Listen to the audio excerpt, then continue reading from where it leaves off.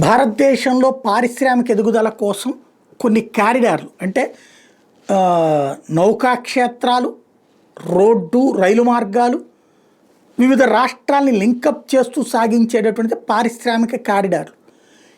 ఇందులో ఆంధ్రాకు కూడా చక్కని చోటు ఉంది. దేశవ్యాప్తంగా దానికి అయ్యే మొత్తం మౌలిక వస్తువుల కల్పన ఖర్చంతా కేంద్రమే భరిస్తోంది.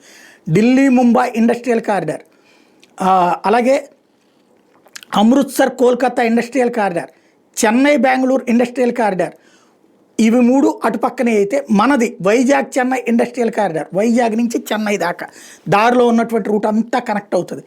బెంగళూరు ముంబై ఇండస్ట్రియల్ కారిడార్, ఇందులో మన చిత్తూరు జిల్లా ఇట్లాంటిది కొంత టచ్ అవుతుంది.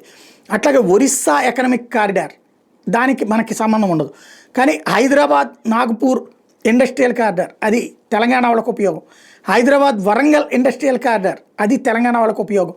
హైదరాబాద్ బెంగళూరు ఇండస్ట్రియల్ కారిడార్ దీంట్లో మళ్ళీ కొంత మనకి టచ్ అవుతుంది. అలాగే extension of IC to Kochi via Coimbatore, ఇది మనకు సంబంధం లేదు.